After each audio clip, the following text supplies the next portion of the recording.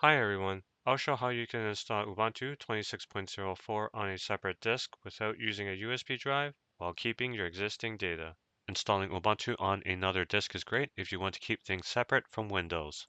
So to get started, go to download Ubuntu, going to ubuntu.com, and then download Ubuntu Desktop, and going to download the Intel or AMD 64-bit architecture. Once it's done downloading, go into your downloads folder. Alright, and there's my file. And I'm going to mount it. Hit enter or right click and mount. Open. All right, it's been mounted and we see it's been mounted on my E drive here. Next, I'm going to open up disk management. Start disk management. All right, and on my computer here, I have disk 0. It's 476 gigabytes. It's my SSD and I have Windows installed here. There's the EFI system partition, there's the C drive, and there's the recovery partition.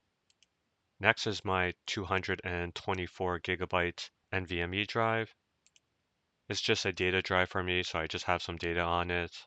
So we can see the D drive here. And this is where I'm going to install Ubuntu. And you don't need to use the entire drive, you can just use some free space. So I have 167 gigabytes free. So more than enough free space for Ubuntu. And lastly at the bottom is Ubuntu mounted. Now I mounted it here in Windows, so it's only going to be seen here. And if I reboot, I won't be able to boot from it. So I'm going to create a new partition just for the installation media, so it's bootable. I'm going to use some free space on my C drive.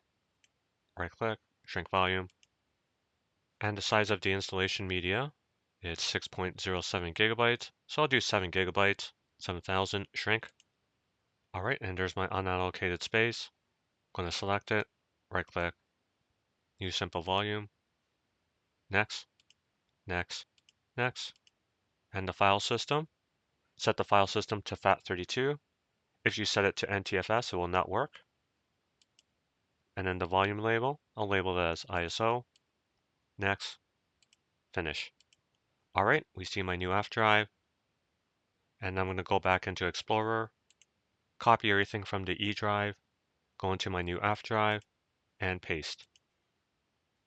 All right, everything has been copied over. Going back into disk management. And so once I'm done installing Ubuntu, I'll be removing this partition. So this is just temporary. Now, if you have a modern computer, your BIOS should be able to detect and boot from this partition. If it can't detect it, it may need to be seen as an EFI partition. So to do that, open up disk part, start disk part, yes, list my disk, and so it's disk 0, select disk 0, list my partitions, list part, and it's partition number 5, the 7000 megabyte partition, select partition 5, and type in help set ID, and type in set ID equals, and scroll up, copy the EFI system partition value in hex, and paste, enter. It has been set, and we see in disk management it has been set as well. And now I'm going to reboot my computer and go into the BIOS.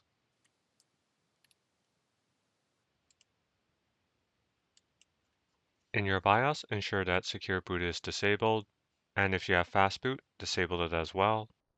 And now I'm going to do a one-time boot into the installation media partition.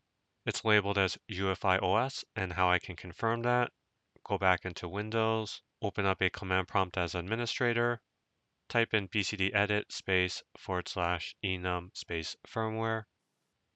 And at the bottom, you can see there's partition F, the F drive that was created, and the description, UEFI OS. Now I'm going to boot into it. All right, it's booted into the installation media partition, and I'm going to be selecting the first option, try or install Ubuntu. All right, and the installer starts up, get the welcome screen, choose your language, next, accessibility, next, your keyboard, next.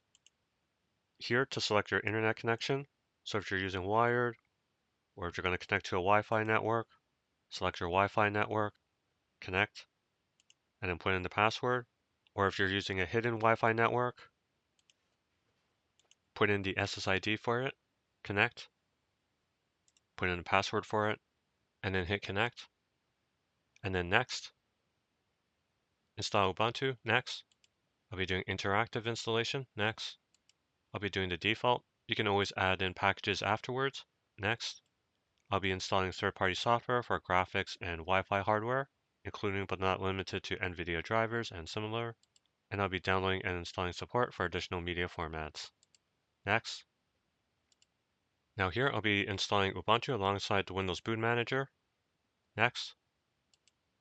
So it's asking here where to install Ubuntu. So I have 2 disks, and it's asking which partition. So we see here SDA, this is my SSD drive. SDA3 is the third partition, so this is my C drive for Windows. I'm not going to be installing it there.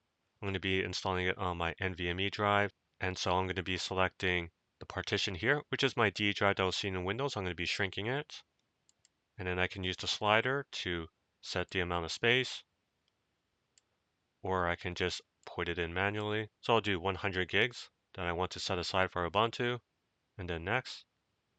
I'm not going to do encryption. Next. Here, fill in your name, computer name, username, and password. I'm going to be leaving the default, require my password to log in, and I'm not using Active Directory. Next. Here, select your time zone, and then next. And here's the summary screen, so I can review, and I'm going to scroll down. And so we see here that on my NVMe drive, it's going to be resized from 240 gigabytes to 144 gigabytes to make room for Ubuntu. And then it's going to be creating a separate EFI partition for Ubuntu. And the EFI partition is where the Ubuntu boot files will be located. And then the third partition here is going to be for root. And this is where Ubuntu is going to be installed.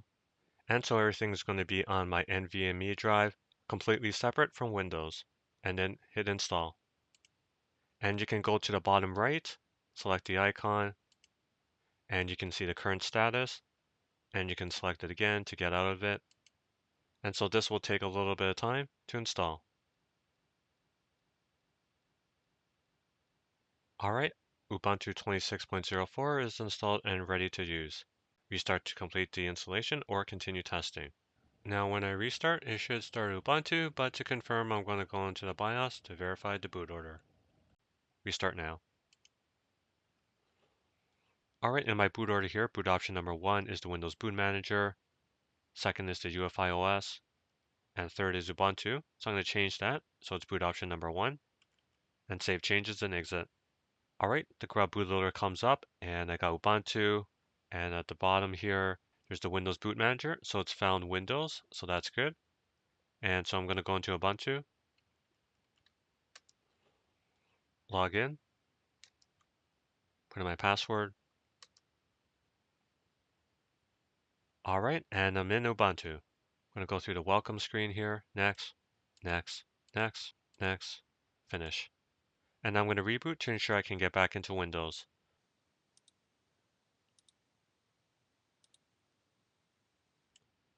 All right, grub comes back up, and I'm going to be selecting the Windows Boot Manager. All right, and I'm back in Windows. I'm going to open up Disk Management, start Disk Management. All right, and so the installation media partition, I no longer need it, so I can remove it. And if you right-click, the Delete Volume option is grayed out, so I'm going to do this in Disk Part. Start Disk Part. Yes. List my disk, and select Disk 0. List my partitions. It's the 7,000 megabyte partition. Select partition 4. And I'm going to type in delete partition override. And going back into disk management, so we see it's been deleted, and I'm going to resize my C drive. Right click, extend volume. Next, next, finish. So that's it. That's how you can install Ubuntu on a separate disk without using a USB drive while keeping your existing data. I hope this video has been useful, and I thank you for watching. Bye now.